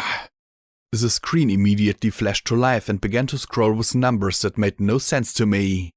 EC1101, routing information, Fluttershy Medical Center, Huffington. I've already been there! I groaned and smacked my pip back. Stupid freaky magic tech! Blackjack, can we get out of the deadly radiation now? P21 drawled as he looked around. The room was still damned hot and I nodded. Lacunai, can you teleport us back to where we came in? With this much power... There was a purple flash and disorientation made my head spin. Certainly. Oh, some pony gets cheeky when she's high on radiation. We were back on the floor with all the officers and the radiation meter dropped to a comfortable slow click every few seconds. Every pony, but Lacunae again, looked sick, though even myself. We have any more Redaway? I asked Glory. 1 pouch, she said with a small frown. I sighed and nodded my head over to where Scotch was being sick. Give it to Scotch. Glory nodded and trotted over to her. I'd accomplished, well, something. Fluttershy Medical shouldn't be a problem. Oh, don't start thinking that, Blackjack. Still, I couldn't think a finer place in Equestria to suck out all the radiation swirling around inside me. Once Lacunae picked the location out of my memories, we could teleport straight there. After all, there was plenty of radiation around here for her to soak up. If the worst came to the worst, she could tap that crystal and silver bullet together a few times and hopefully not blow up. And now for the harder step. Getting to Elder Crunchy Carrots and negotiating an end to this. And for that, I needed a plan. Giving myself up to this acolyte might get me in. Or it might get me killed. More importantly, it might get my friends killed. Crap, I couldn't just hand myself over and make it up on the fly. I had to think. Think of something. I looked at Glory as she tried to convince Scotch to drink the Redaway. She made me smile as she explained the effects of radiation poisoning, and that smile only continued as my eyes trailed along her flank. Her sweet... There was a flickering bulb going off in my brain. Shit, would that work? I trotted towards Scotch Tape. Hey, I said as she fidgeted with the pouch. I hate this stuff. It tastes like butt and it makes me pee rainbows, she muttered sullenly. Radiation never hurt. I looked at the olive filly with a small smile, arched a brow and pulled back my left sleeve to show her the mottled, growth-leaden surface. It looked like one solid bruise, yellow with ugly greenish-red blotches beneath the skin. Glory looked alarmed, but I shook my head. Now was no time to play doctor. Scotch took the hint and started drinking the orange medicine with a sour look. Sorry about messing with your head, I said as I sat down beside her. I just wanted you happy. Guess I fucked that up, huh? Glory rolled her eyes as she trotted away, muttering something about language. You'd be happy if some pony messed with your head? Scotch Tape asked. Are you kidding? I'd be bouncing on my hoofs happy. I lied. I couldn't tell if she believed me or not as she looked down at the pouch of medicine. I need you to do something for me, Scotch, and it's something no pony else can do. You're going to ask me to stay behind so I can stay safe. Again, she grumbled. Why does every pony insist on treating me like a baby? I can disassemble a sewage pump in 15 minutes with 2 wrenches and a hammer. Then she sighed. I'm gonna end up with a toilet for a cutie mark, ain't I? Be nice to find a working one, that's for sure. I teased softly, mussing her short blue mane. And I'm going to ask you to stay behind, but not because I want to keep you safe. I have to go meet with the rangers. If everything works out, well, if it works out, then great. But if it doesn't, the only pony who can end this war will be you, understand? I told her my plan and she found a way to make it work. Well, up to a point. Still, this is crazy, Blackjack. What if they just shoot you? Then they're smarter ponies than me, I replied with a smile and kissed her brow. You know we care about you, right? She flushed a little. Yeah, just don't get that, Blackjack. There ain't many 99 ponies left. There's P21, I replied. He don't count. He hates me, she muttered. I sighed. He doesn't hate you. At least he better not. He just has a hard time with things that remind him of 99. It wasn't easy for him there. I know, colds are weird, she said, rolling her eyes. Tell me about it, I said with a smile. Then I sighed again. I also need you to hold on to something for me, okay? This is an IF-22 with expanded magazine. It was my mom's. If something should happen, I don't want the rangers to have it. Just be careful when you fire it. It's got a whole lot more kicks than that dinky 9mm Parasprite you got. She took it with the care of some pony who respects the machines that can hurt you. I appreciated that. There's one last thing I need you to do. You're not going to like it, but you're the only pony who can pull it off. She looked intrigued as I took a breath and said, I need you to act scared so Glory will stay behind. I couldn't bear to see her in another situation like the one at Flash Industries.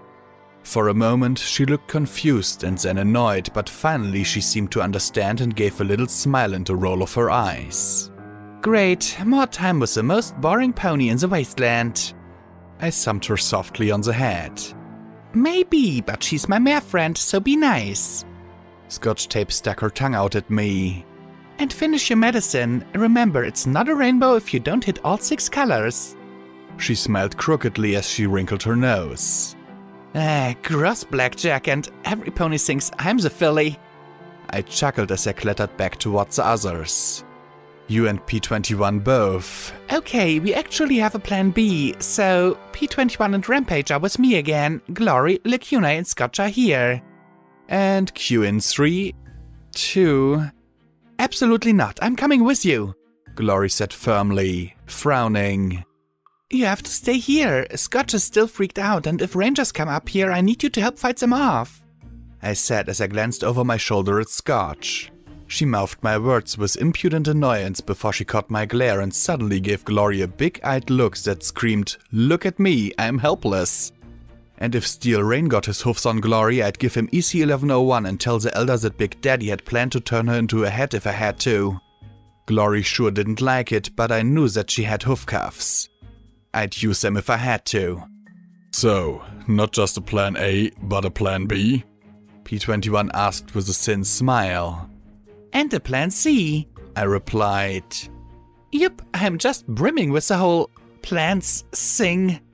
Of course, knowing me and how my plans worked out, yeah. Let's get started before I have to worry about a plan D. The dry docks were basically 4 giant long buildings covered in rust and salt. Huge cranes hung on gantries overhead, silently waiting to resume work on ships that would never be completed. All of the locks had failed, filling the rooms with the reek of brackish water. The place had power and tools though, and that, I supposed, was all that mattered. Most of the noise was coming from one corner of the cavernous space. We had everything ready, or at least as ready as it would ever get. My pipbag was covered with duct tape that was ostensibly and to a degree actually holding the brace on that leg on. Everything else had been left behind with the other 3. Glory's starting to feel left out. She misses out on the whole terror and now on the suicidal strut, Rampage said as I limped along beside her. If things went stupid, she was our plan D. Water poured through holes in the roof in cascading columns as we stepped over heaps of rusted chains and bolts. A huge faded mural of Applejack in a sailor's outfit saluted us all over the motto, Victory through blood, sweat and tears. Yeah, but she gets to have sex with me, so she can't complain, I retorted. I didn't want to spook them and start off the shooty. I was so nervous going in unarmed. I didn't even have a fancy sword. You're that good? Rampage asked with a smirk. No, but she is, I replied. Well then, maybe I should have sex with her and find out for myself when you're gone, Rampage said, her smirk transforming into a naughty grin. I rolled my eyes and snorted. Be my guest, she loves it when you nibble on. Could we please cut out the lesbian sexcapade chit-chat while walking towards an enemy that wants to kill us? P21 said tersely, his already bristly mane frizzing even more. I don't even know why I'm here. You're here for when this chief acolyte commits his sudden and inevitable betrayal, I replied. His name was Napalm Strike. It hardly screamed trustworthy to me. Next question. What is the plan if the Elder says, "Thank you for your concern, now I'm going to shoot you anyway"?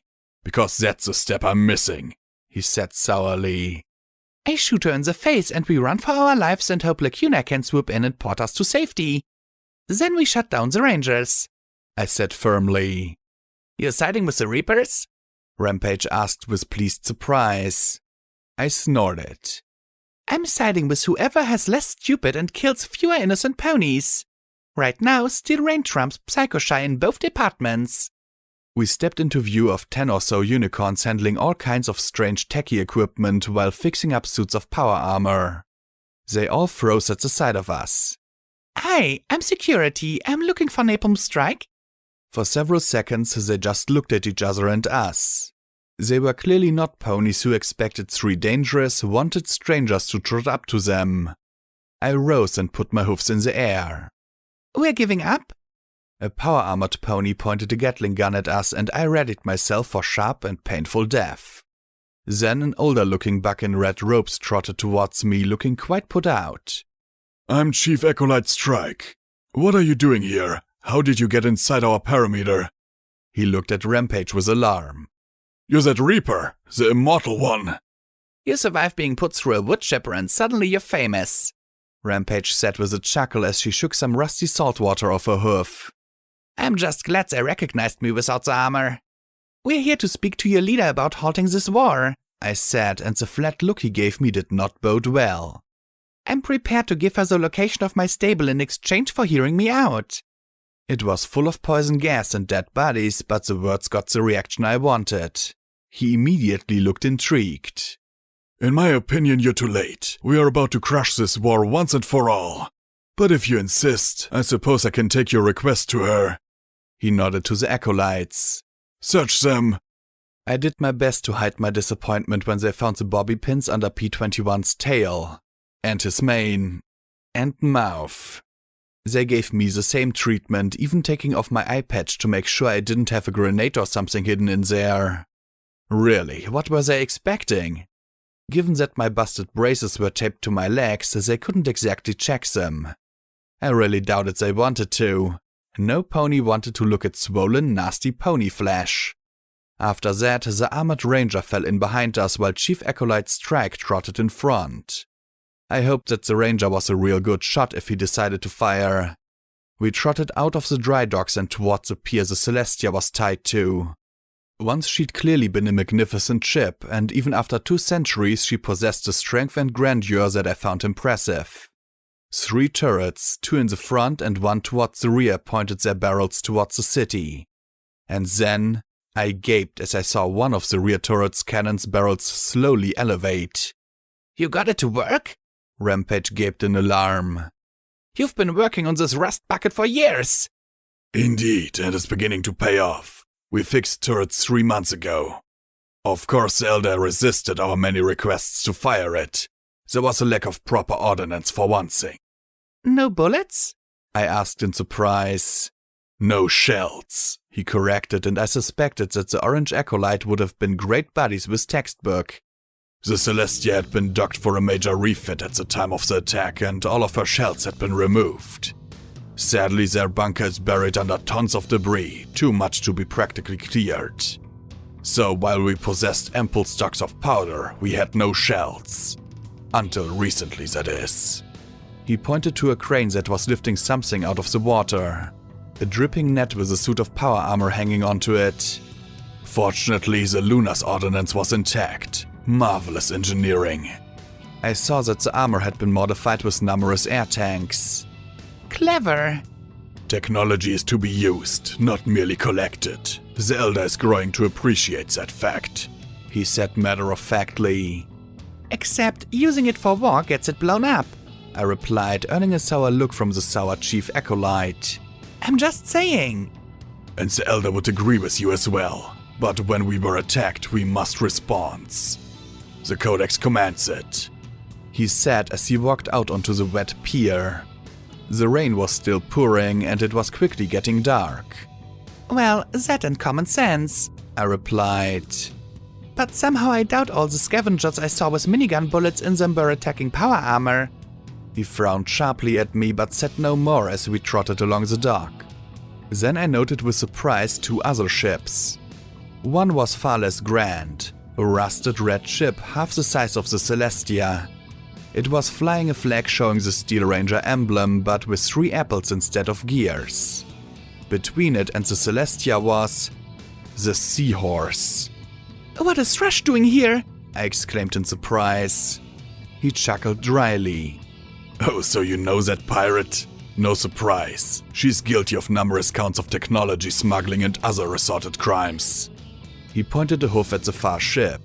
When the HMS Applejack was en route from Manhattan, they encountered the Seahorse, intercepted her and towed her back here. Once we've wrapped things up, we'll strip out the engine. The rest is garbage. And what happened to the captain and her crew? Things were rapidly veering towards plan. Blackjack does something incredibly stupid and violent. They're in custody. They should have been thrown to the mercy of the sea, but the Trottingham Rangers are notoriously soft-hearted and soft-headed. I suppose the Elder will let the crew go and shoot the captain. Try not to sound so disappointed, P-21 muttered. That reply just saved you the trouble of having Blackjack tear this place apart. She gets destructive when her friends get hurt. Stupid P-21, I get stupid when my friends get hurt. I corrected. I received an uneasy look from the chief acolyte. He looked decidedly out of his comfort zone as we walked up the gangplank and onto the Celestia. I was surprised by the number of rangers who weren't trotting around in power armor. I guess I'd gotten the idea that if you didn't have power armor you weren't a steel ranger, but most of these ponies didn't bear any. They were moving boxes and containers of supplies aboard the ship. It made sense. If the Reapers swamped the base, they'd be sitting ducks on the pier. We were walked past the number 3 turret. Up close you couldn't miss the rusty streaks. Magically protected or not, saltwater was hell on steel. Even I knew that. It looked like only the middle cannon was moving and the gun elevated agonizingly slowly as the turret slowly ground around. Ponies were slopping grease around the edge with mouse-held mobs, while unicorns floated grease guns into the crevices. Clearly, battleships ran on grease. Down, he directed as we crossed the Pegasus landing pad at the rear and clattered down some narrow stairs. I had to wonder if rangers could even wear power armor in these tight confines. After that, we went down more stairs. And more stairs. And incidentally, did I mention I didn't like stairs? My braced legs slipped and I went rolling down to the bottom. Are you sure you're security? Napalm Strike asked me bluntly. Catch me on a day when I'm not walking on screwed up legs and I'll show you security. I muttered as I pulled myself to my hoofs, once more glad I couldn't break my legs. Of course, I still felt like I'd been beaten with a stick, but at least nothing was broken.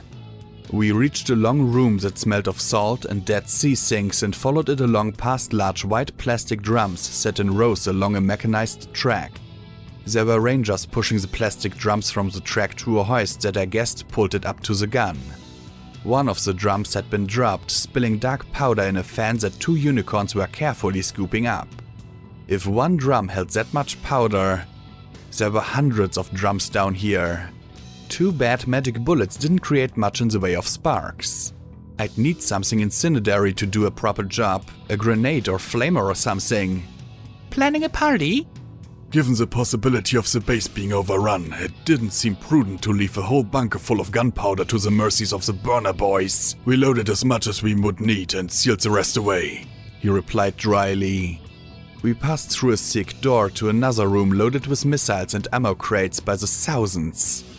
There were enough bullets and missiles in here to kill every pony in Equestria 1,000 times over. Why in Celestia's name would any country need so many bullets? Past that, we entered a space that was far more run down. Given how much effort they were putting into getting the turret working, getting the rest of the ship operational would take lifetimes. There was rust everywhere I looked and most of the talismans were shot. Some engine or power source I couldn't imagine growled under our hoofs though, and we occasionally passed work crews trying to get some other part of the ship to work. Finally, we were escorted to an empty magazine which had far more rust and fish reek. The cages that had held the power drums in the other room were empty in this one and they had been converted into cells. So, going to tell the Elder straight away? I asked him. His sniff told me not to hold my breath. Eventually. I have my duties, but I will inform her that you wish to meet her. If you want to know where my stable is, a nice, fully operational stable, you'll inform her before you start firing that gun, I said as we were marched into an empty cage. The crew of the Seahorse roused at once as we were locked in across from them. The acolyte sniffed. Yes, well, Zelda's a very busy mayor. There's a war on, you know. I'll see she's informed. I gave a little sigh. Of course he would. With that, he stepped out. Blackjack, is that you? Are you alright? Oilken asked as the mayor looked around. Oh yeah, I was a pony with the night vision eye. Blackjack? The mayor whimpered in pain in the dark. I looked around, but the other cages were empty. Thrush, where's Captain Thrush? Here. She's in a bad way, though. When she caused too much trouble, they made her go into a memory orb and she still hasn't woken up yet. It's been hours. Taboots grumbled. I recalled going into one like that, a trapped orb that had shut me down until Priest snapped me out of it again. I thought I spotted Seabiscuit in the back. I heard familiar little sniffles and sobs somewhere in the dark room. Who's that? There was an uncomfortable pause and then Oilken said quietly, The sea ponies, they're in a bad way too. Sea ponies? Oh shit. Piscis? Capri? Some pony had thrown them in here without any water? Blackjack? Came Piscis' whimper. Please, help. Okay, plan B now, I said as I pulled off my eye patch. P21, do you have any pins I missed? Nope, they were more thorough than you. Why, do you have one? He asked in surprise. They were busy searching me, but not my eye patch. I ripped open the padded backing and carefully tucked out the pin with my magic. The glow was one of the only worn lights in the room. I passed it to him, then carefully untapped a part of my brace, which happened to be a screwdriver. He eyed it and then looked up at me. Celestia, save us. Blackjack is becoming clever. Okay, keep that little horn of yours lit. It's compact, not little. I'd show him light. I fished around for a piece of scrap metal I could lift. I focused as much as I could to light it as he worked. A click and the door opened. This is why he was awesome. Only he could unlock a door in near darkness. The lock on the seahorse's crew cage clicked and the 4 ponies moved out. Then we moved to the next cell over. And I froze. I'd never really appreciated what a fish was. A creature of water. I only knew them as glittering shapes in books next to the little fact that they lived in water. I'd never thought of what happened to them if you took them out of water. Piscis and Capricorn lay on the floor. Their scales were cracked and flaking, their skin split and bleeding. Their fins had dried out and stuck to the floor. Capri was unconscious, maybe dead. The pink sea pony was partially glued to her sister. They needed water, badly, and whatever pony had thrown them in here like this needed to die. It was a good thing I'd met Crumpets and Paladin Stronghoof when I had. I was in a particularly shooty mood when it came to the Rangers. I knelt as P21 started on the lock. Just stay easy, we'll get you out. Find a fire hose and a bucket or something. Mama, please, Mama. Capri whimpered weakly. Not monsters. We're not monsters. No, you're not. No pony was. And I was going to save them. No pony deserved to die like this. Get it open, please. Get it open. I begged. P21 scowled, rubbing his knee as he got to work. The screwdriver quivered. The lock's drum slowly rotated. The bobby pin snapped. No! I slammed it with my hoofs. Blackjack, what's plan B? P21 asked me in the dark. I lifted the rack so that everyone could at least see the pale white glow. Get free and find her ourselves, but... You can do that. You and Rampage. Go! He scowled at the others as they gawked. Well, don't just stand there. Get some sort of light and find me a damned bobby pin and a bucket of water. I looked at him with a thankful smile. All right. The large tar boots threw Thrush over his shoulder. As soon as you can get them out, get to your ship. We might have to get out of here fast if we can't meet up with Lacuni. I sighed and said, I really hope Plan C is ready, 'cause at this rate, Plan D is all we've got left. Relax, I excel at Plan D, Rampage said modestly. I'll remember that when Steel Rain blasts you into fine red mist, I muttered as she opened the door.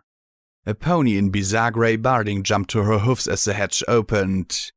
She scrambled for a beam gun as Rampage leapt upon the mare, wrapped her legs around her neck and heaved her clear over her back to crash the deck with Rampage on top of her. The blue pony lay in a daze. Rampage smirked at me and tossed me the beam gun. You forget, close combat is my thing, Blackjack. Now take her stuff, it might keep you from getting shot. I stripped the mare, passing to P-21 any gear that wasn't a weapon as I dressed up as a Steel Ranger. If we see Rain first, though, I'll need to talk to him. Talk to him? Blackjack, that's a little suicidal, she said as I slowly began to make my way up some stairs. This was a big ship. I'd have to ask for directions. And no offense, Blackjack, but how are you going to know the Elder when we meet her? 'Cause I have no idea what a Steel Ranger Elder looks like. I sighed. She'll either wear the biggest hat, carry the fanciest gun, have the most ridiculous outfit on, or be surrounded by ponies happy to kill us. What, did I have to work everything out in advance? I'd gotten us aboard the ship, hadn't I? Couldn't think of everything myself now, could I?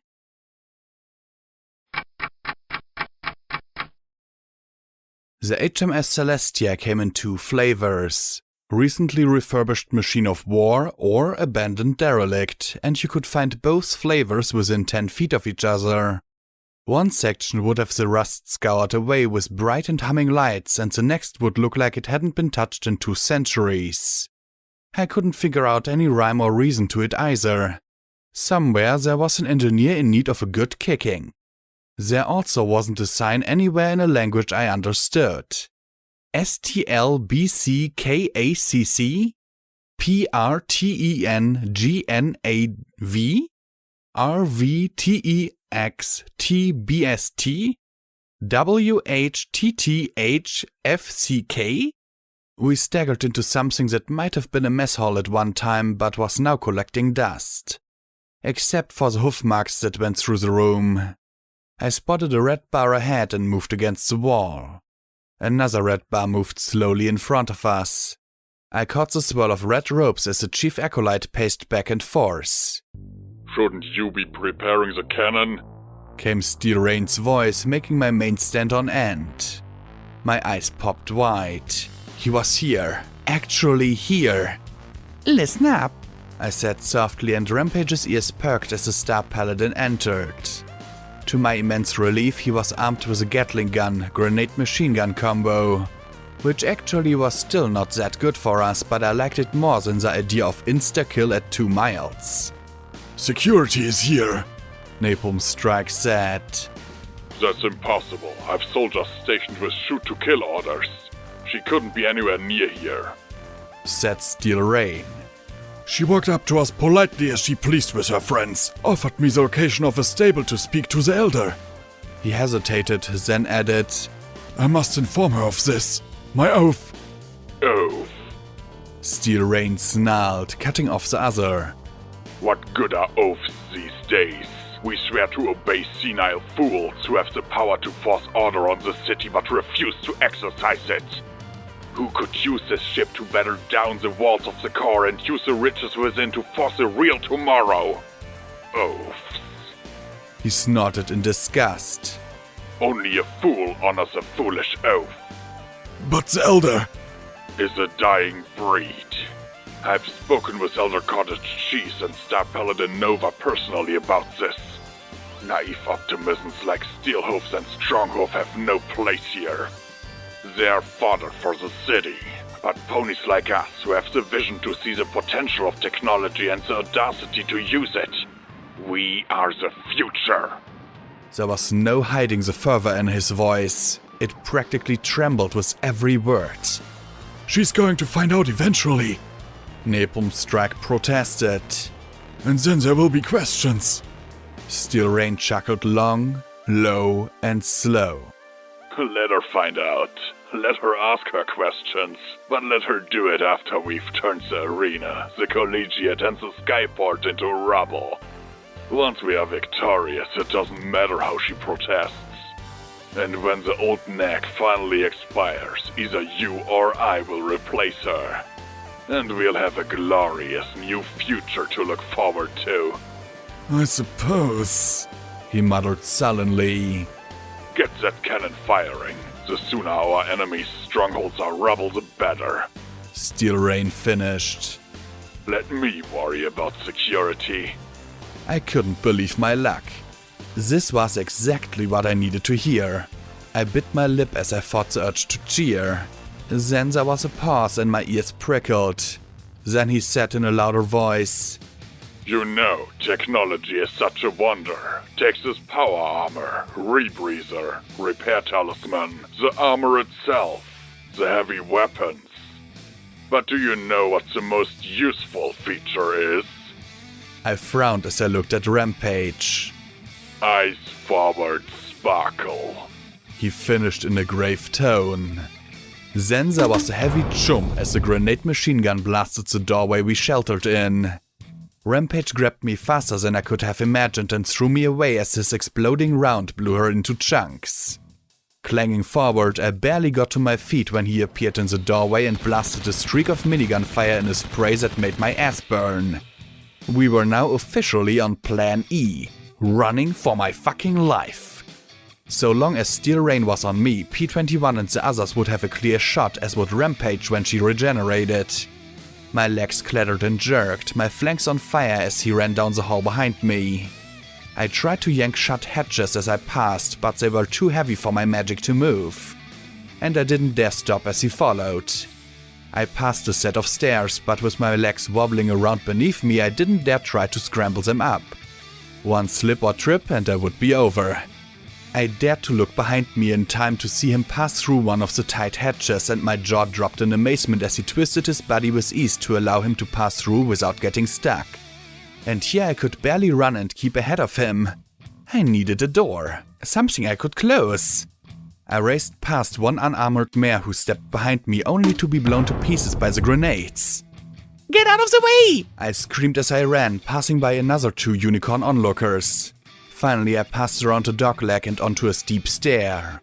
My legs skidded and slipped as I kicked and scrambled up. I pushed against the hatch overhead, my horn struggling with the rusty wheel. He came around the corner just as it gave with a screech and opened onto a rain-swept landing pad at the rear of the ship. A few spotlights illuminated it in glaring light and shadow. I got clear as his grenade machine gun chomped and sprayed me with ricocheting metal. Did I mention that I hated Huffington?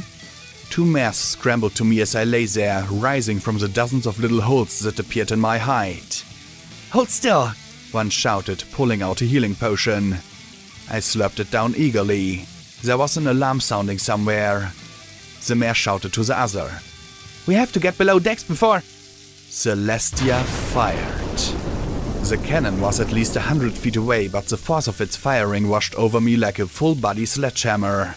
Maybe it was the healing potions that spared my ears, but for several minutes I just writhed futilely. Far off, a flower of flame bloomed to the west. I recovered first. I supposed that I was more used to getting blown up by this point. I pushed the mares down the hatch. Steel Rain was gone for the moment and I couldn't leave them up here. Then I started across the flight deck, but the waves and my ringing head and wobbly legs sent me sprawling once again. Cold rain sloshed around me. I really wanted some buck. Something, anything, to get me out of here. The Celestia fired again, a spectacular tongue of flame scraping away the night. Flat against the deck I had some protection, but it left me with a distinct sensation of being stepped on. Stop firing! Damn it! Did you hear that? Steel Rain's voice boomed from his armor as he stepped out into the rain. That was the roar of technology, of power. It has a sound that will be repeated all across Equestria as we finally take our proper place. Slowly he walked out towards me. You've given me quite the gift, security. This war, the excuse to purge this city of the filth that keeps us from our legacy. We will obliterate all that stand against us. We will put this technology to use, not let it rot in some bunker. Slowly I pulled myself to my hoofs. You also murdered innocents! I said, trying to use my rage to focus. I saw the execution piles! Simply ridding the hoof of a few extra mouths. Why waste it on filth like that? he said as the rain poured down upon us. You can never begin to appreciate the importance or usefulness of technology. I straightened as I looked at him. Oh, I don't know. I've gained a whole new appreciation for hot showers, soap and flushing toilets. Slowly, I smiled. You know what else I've appreciated? I could imagine him scowling as I swayed a little on my hoofs. Silence. I pointed my hoof behind him, and there, looking down at him, was a unicorn under a rain-shielding spell. I'd been right about everything except the head. Elder Crunchy Carrots looked so rough and raw that she could chew steel and piss nails. Suddenly, I had the sensation that I was about to be grounded for the rest of my life. Okay, that was actually possible at this point. The orange mare floated a strangely delicate-looking gun beside her as she glared down with a furious gaze. Around her were dozens of power armor-clad ponies and acolytes. At her side were Scotch Tape and Glory. Elder, what is going on? You got a big mouth. Scotch Tape yelled as she reached to her pip-buck and pushed a button. His voice began to play loud and clear. No pony moved. With my night vision, I saw a dark lacunae fly overhead and drop my barding and bags beside me. I smirked as I shed the shredded ranger barding for my own, slightly less shredded security armor. I slipped on one of my saddlebags. The olive filly chuckled. Courtesy of Radio Blackjack. I smirked, tapping my covered pip-buck. Ain't technology grand? Star Paladin Steel Rain, you have demonstrated gross contempt for our order, your oath, and your position. Have you anything to say in your defense? The elderly orange mare said with a fierce glare. I might have done her a favor with that recording, but I had to remember that we still hadn't settled things. For several seconds, he stood there and then slowly turned to face her. Defense? What have I said that wasn't the truth? How many generations have wasted their lives hoarding and gathering weapons and technology only for it to be wasted? How many more generations will we have to suffer the weak incompetence of leaders like you who hide and cower and quote rules and talk of oaths and do nothing? He pointed his hoof up at her. For the first time ever, we have an unrivaled weapon against our foes, and you are the only thing standing between us and the future we deserve. As I finished buckling everything into place, I looked around. Then I frowned. This wasn't going like it should. Now every pony wasn't just facing the Star Paladin. Now there were more and more rangers turning to face the Elder. Oh, shit. Why did I suddenly get the sensation that everything was about to blow up? I'd come here to stop a damn war, not start a second one within the rangers themselves. Are you fucking serious? I screamed as I stepped into the middle of it. What the hell is wrong with all of you? I don't care if you got tech or use it, but are you so caught up that you can ignore the shit you're inflicting on every pony in the hoof? I pointed towards the shore. Right now, Stronghoof and Crumpets are fighting to save lives in the hopes that you are going to pull your heads out of your armored asses. I came here with that hope. I'm willing to give you the location of my stable if you only knock this shit off.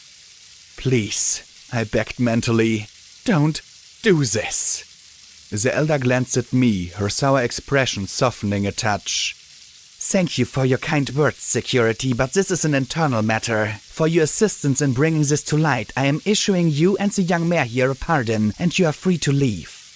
She pointed back down at Steel Rain. Paladins, arrest him! No pony moved. Then one armored pony slowly approached him. Then another. And another. For once, it seemed as if sanity would prevail and there'd be a hope of the butchery ending.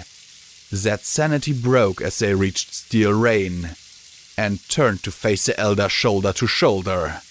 And there were more than half standing with him. So be it, the Elder said softly. Oh, shit. She pulled the trigger and a bolt of lightning blasted out. A ranger leapt in its path, the lightning cascaded over the armor and his lights went dead. A full barrage of grenades and missiles answered. The Elder disappeared behind a shield as she fell back while the rest of the acolytes returned fire. I didn't care about that, but Glory and Scotch were up there. Out came my assault rifle as the other rangers realized I was still a threat, and I sent a line of crackling blue bullets against them. The insanity had come to a head. I tried my best. Some ponies refused to do better. Get Glory! I screamed and thought as hard as I could as I staggered to some stairs up to the deck with the turret. I don't know if Lacuna heard me or anticipated me, but she swooped down to where they'd taken cover and disappeared in a purple flash. Besides the Celestia, the seahorse slowly pulled away. I just needed to live long enough for her to come back for me. I guessed a minute, maybe 2. 2 minutes is a lifetime when 18 ponies in power armor are shooting at you. They were moving up along the ship as the Elder and her acolytes fell back. I was surprised to see Napalm Strike fighting alongside the Elder, the orange unicorn conjuring up sheets of flame and exploding blasts of fire. The Elder had been wounded and was being dragged back. As horrible as the war was, I couldn't think of this ship being in Steel Rain's hooves. Weapons were used for a reason. You didn't fire them simply because you could. Speaking of Steel Rain, he seemed to come straight at me.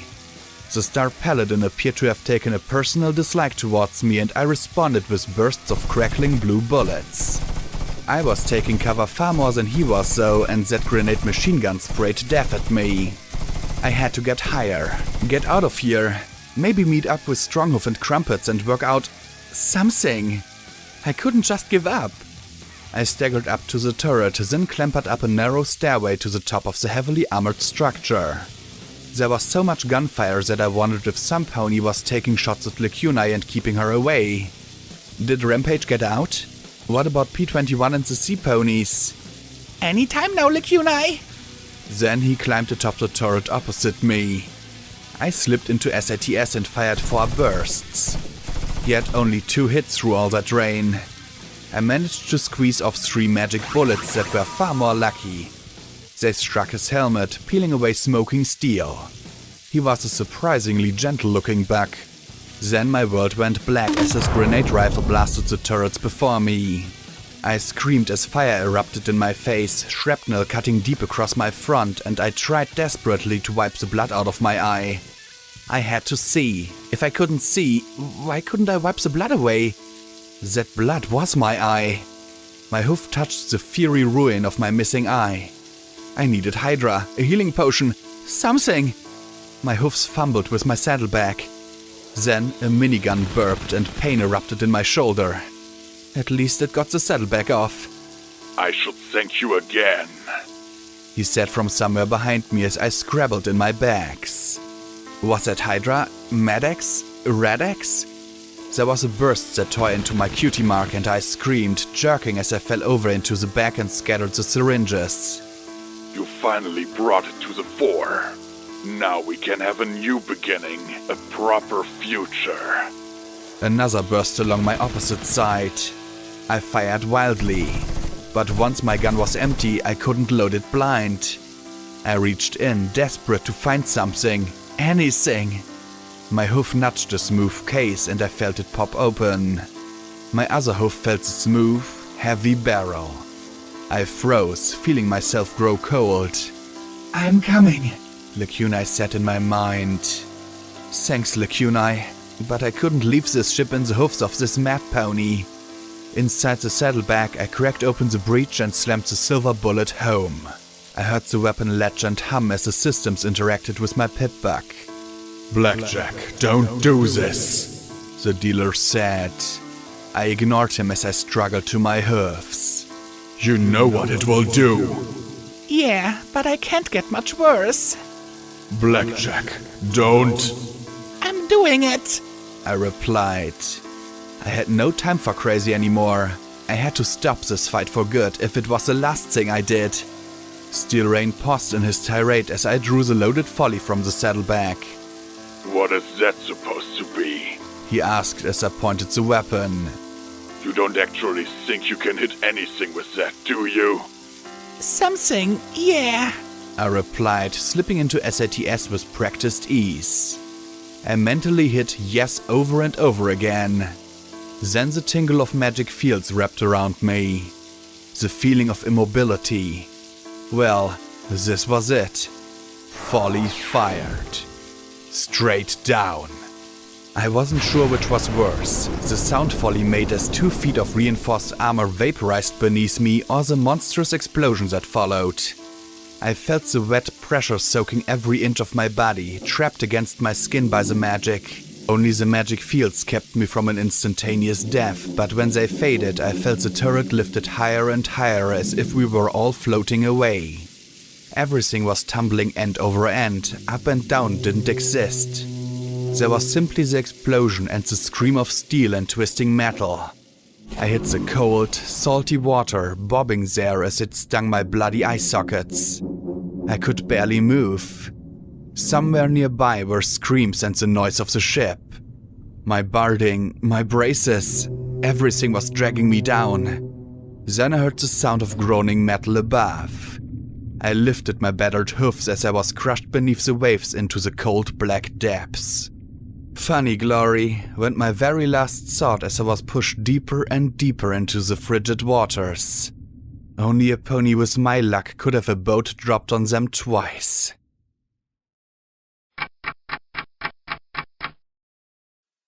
Footnote. Lower. Error. Out of bounds. Exception. Error. Yes. Critical limit. Critical